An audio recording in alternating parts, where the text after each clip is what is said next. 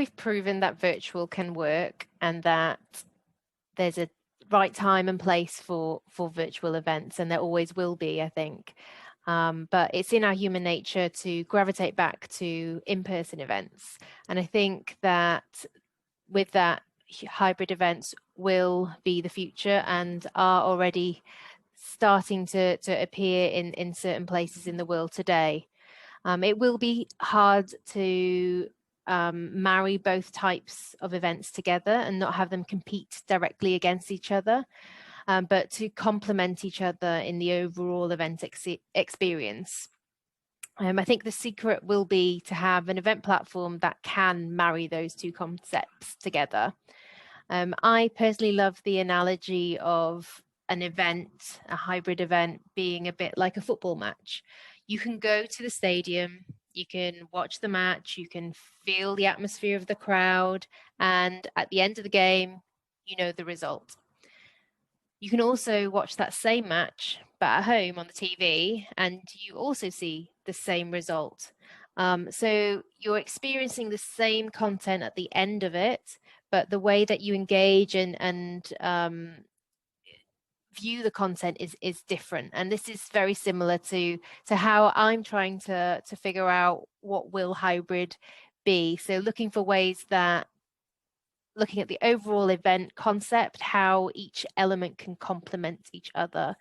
So be that the remote attendees being able to pose questions to the presenters who are on stage in front of a small audience, then being able to invite people to meetings, or having the platform being able to know and tag the type of attendees. So even if you are there in person, you can invite people virtually to join those meetings, where there'll be rooms set up with screens and cameras and microphones in order to facilitate a remote virtual person joining these face-to-face meetings.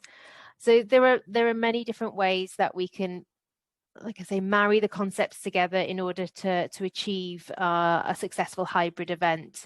I think, again, we'll go through a whole cycle of learning on how we can enhance and improve and keep kind of pushing those boundaries. But I think it's going to be an exciting new phase that I'm sure we're all going to be very, very happy when that day comes, that we can go back to in-person events.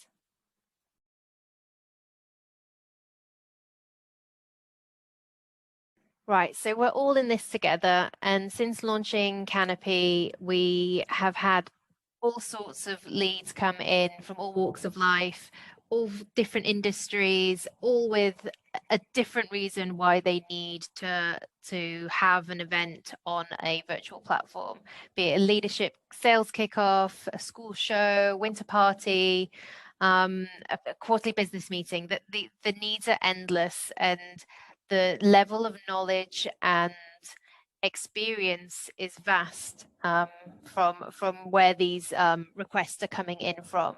So we're all finding our way into this new norm of delivering online. We have no real secret formula to know what events will be like in 2021 and beyond. And this is why I think this community and knowledge share and experience is key to moving forward. Some of us are in a state of different states of lockdown and having to juggle many different hats on a personal side as well as a professional side. And this is where I think community is and family are kind of key for that support.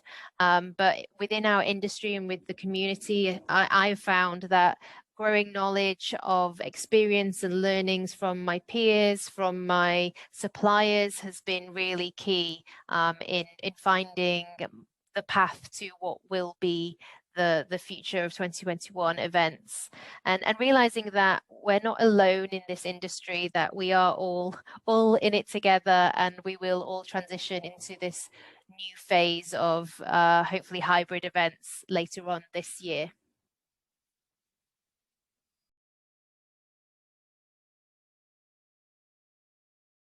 So I think from switching from a traditional physical event format to a virtual, or hopefully soon hybrid event, the key thing is to kind of have an open mind and think about what are the opportunities that we now find ourselves being able to explore. We're no longer restricted by things that we were restricted to before in a physical event. So use this as an opportunity to try and really put innovation first, be risky, try and find the confidence to deploy things that you may have felt were not suitable or too high cost, from a risk and an investment side in kind of a physical events, because we are no longer restrained by the physical walls of the event, the location, the hotel function room availability. So we've got a lot of things that we can look to play around with in terms of timings and formats and the overall experience that we're delivering in events. So I guess set a refresh on mindset, and obviously not forget what we knew before, but kind of put that on hold for now and look and try and see how we can see things a bit differently. And when taking that new approach, I think it's vital to have the right digital tools and suppliers to help you along in that kind of new thought process, but without forgetting the old world. I know I keep saying, like, look forward, opportunities, new opportunities, but I think it is really key that we also keep a close connection with our suppliers in the live production side of things, hotel connections, as soon we will be needing to leverage those relationships again, and we will need to build what is going to be the new hybrid future with them in hand in hand. So yeah, keeping those also in back of mind whilst we're trying to look at a new way of delivering for our audience.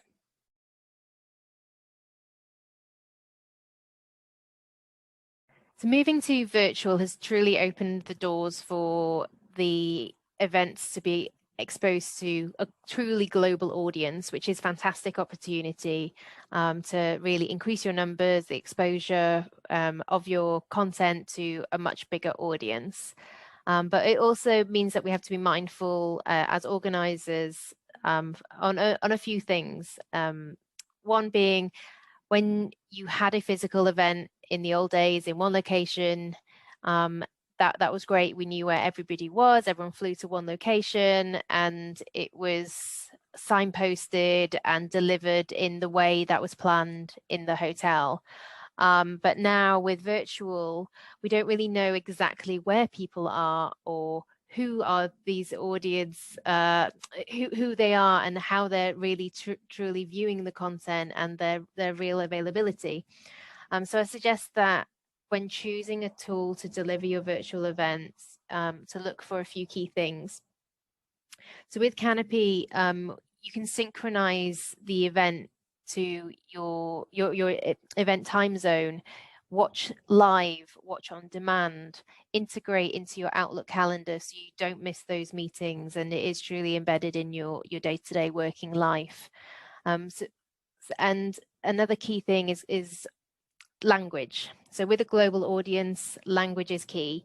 With Canapii, we're able to translate the entire platform. This allows the user journey and experience to be a lot nicer for those delegates attending the event and not in their native language, to be able to select the content and the format that really works for them in their local languages. So for us as organizers, it really truly helps them find their way around and increases the hit rate on attendance and sessions, as we're making it a lot easier for that global audience to be part of the event.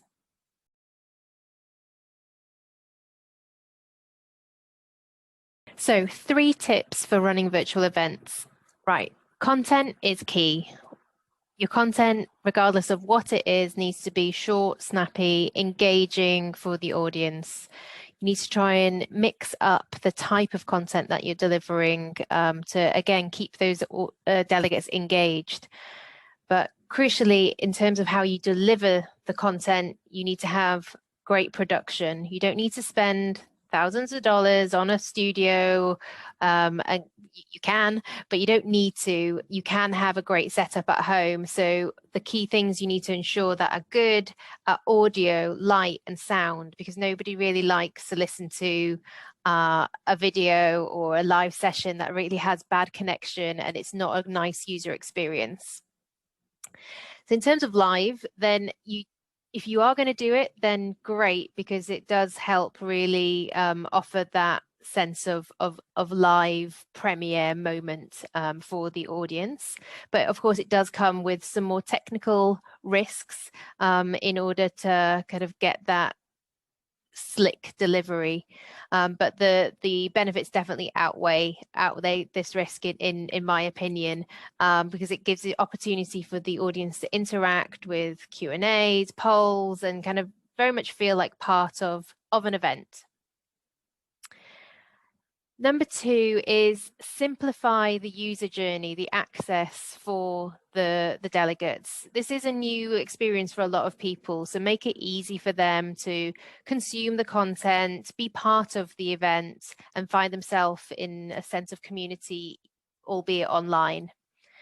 And as you know, we find ourselves all in different states of lockdown across the world, and we need to be mindful of this when delivering a virtual event. So we need to add flexibility in be that with the overall event agenda, giving the users ability to pause live stream, to go and grab that cup of coffee that they need, to allow delegates to view on demand and juggle their lives around the event, because in all reality, that's what we're competing with.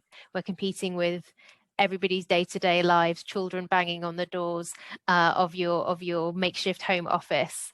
So make that platform a one place that they need to go to. Make it simple. Have everything all contained on one platform, rather than asking the delegates to juggle multiple apps, multiple services in order to see the end result of that event. And finally, I have hinted already in 1 and 2, the engagement is key. Try out new features, formats, and push the boundaries of how you deliver events in order to kind of keep wowing and surprising your delegates with new features, and yeah, keeping that engagement level high.